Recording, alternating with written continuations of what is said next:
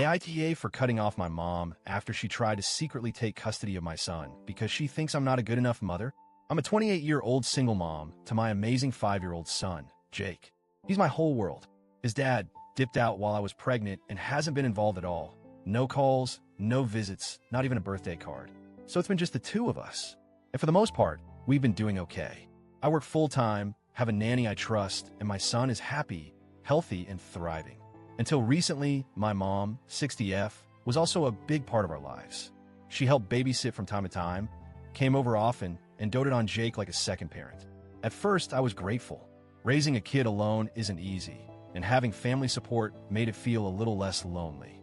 But over time, her behavior has shifted from helpful to intrusive, controlling. And now, I feel like I'm living in a nightmare I never saw coming. To give some context, my mom hasn't always been the easiest person. She's always had a controlling streak, picking out my clothes well into high school, reading my diary to keep me safe, making passive-aggressive comments anytime I made decisions she didn't agree with. But I chalked a lot of it up to her being a single mom herself. My dad was barely around her in my childhood and doing her best. Then, when I was 15, something tragic happened that I think changed her forever.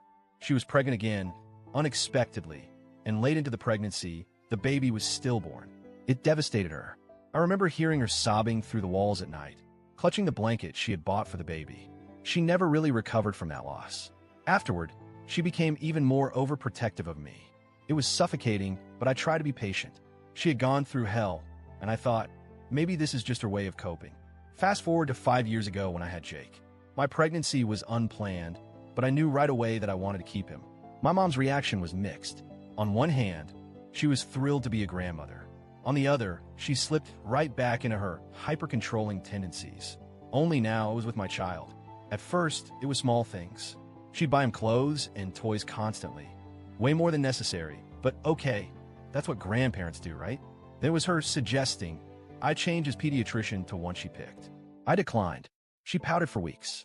One time, she showed up with a brand new crib for Jake when I'd already bought one. When I said, "Mom, I already have one," she told me, "This one's better. Yours looks cheap." I brushed it off as her being opinionated and overly involved. I was trying to keep the peace for Jake's sake. But over the past year, things escalated. Rapidly. It started with her taking Jake for what I thought was a normal weekend visit. I picked him up Sunday evening, and he came home with a fresh haircut. At first, I thought maybe he'd ask for it. But no, my mom had just decided to take him to her barber and get it styled the way she liked. It wasn't even a bad haircut. He looked cute. But the point was, she didn't ask me. At all. When I confronted her, she was so dismissive. "I thought you'd like it. He looks so handsome now." I told her, clearly, that I need to be consulted before she makes decisions about Jake. She just waved me off and said, "You're overreacting. It's just a haircut." That same month, she started talking to Jake about schools. I had already done my research and chosen a public kindergarten nearby with great reviews and a nurturing environment. But apparently, that wasn't good enough for her. She took it upon herself to enroll him in a private kindergarten behind my back. She filled out the paperwork, paid the deposit, and then called to tell me how excited she was for him to start. I was livid. I told her that she was completely out of line and that she had no right to make that decision. She accused me of limiting his potential by not giving him the best education possible. When I told her I'd already picked a school, she had the audacity to say, "You always make poor decisions when you're emotional." I should have seen the writing on the wall then. But part of me still wanted to believe that she was just overstepping out of love, not malice. Then, a few weeks later, Jake came home from another visit and casually told me, "Grandma says I can live with her if I want. She has a big house and lots of toys." I froze. I asked him to repeat it. He said it again, like it was no big deal. "She says I don't have to be with you all the time if I don't want to." I asked if Grandma had said anything else, and he shrugged and said, "She said she'd take care of me better because you're always busy." I was shaking. I called my mom immediately and demanded an explanation. She laughed and said it was just a joke. He misunderstood. "You're being paranoid." But it didn't feel like a joke.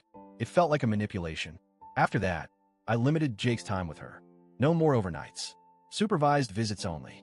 I told her we needed boundaries, that her behavior was unacceptable. She cried, guilt-tripped me, told me I was being cruel. I didn't budge. And then, last week, everything came crashing down. I got home from work to find a letter taped to my door. At first, I thought it was junk mail or some ad, but it was a legal notice. My mother had filed for custody of Jake. Let me say that again. My mom is trying to take my son away from me. She filed a motion claiming that I'm an unfit mother, that I work too much, that I neglect Jake by leaving him with a nanny, that I'm emotionally unstable, that he's in danger under my care. She even cited unsafe living conditions because I live in a 2-bedroom apartment instead of a house. I sat on the floor and sobbed. I couldn't believe it. My own mother, the woman who raised me, thinks I'm so unworthy as a parent that she wants to erase me from my son's life. I called her, more like screamed at her, and asked what the hell she was doing. She told me she's doing what's best for Jake, that she has the space, the money, the resources, that he deserves more than being raised by a stressed-out single mom. I told her she was delusional, that she had officially lost her mind. I told her I would fight her with everything I had and that she would never get custody of my son. She called me selfish, told me I was choosing my pride over what's best for Jake, that I'm too emotional to make rational decisions. I've hired a lawyer. Luckily, she says my mom doesn't have much of a case. Jake is well-fed, loved, healthy. He has a safe home. I have income. I've never had a CPS case, never been in trouble with the law, and there's no evidence of any kind of abuse or neglect. The judge will see through her lies. But emotionally, I'm a wreck. I don't sleep. I check Jake's room 10 times a night to make sure he's still there.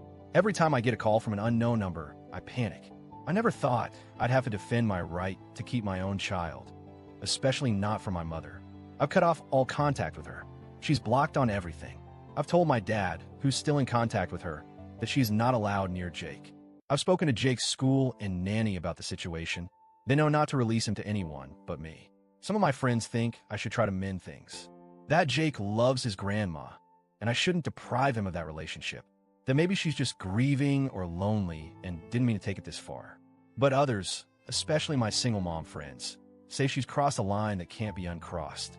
That trying to steal your child is the ultimate betrayal. I feel stuck.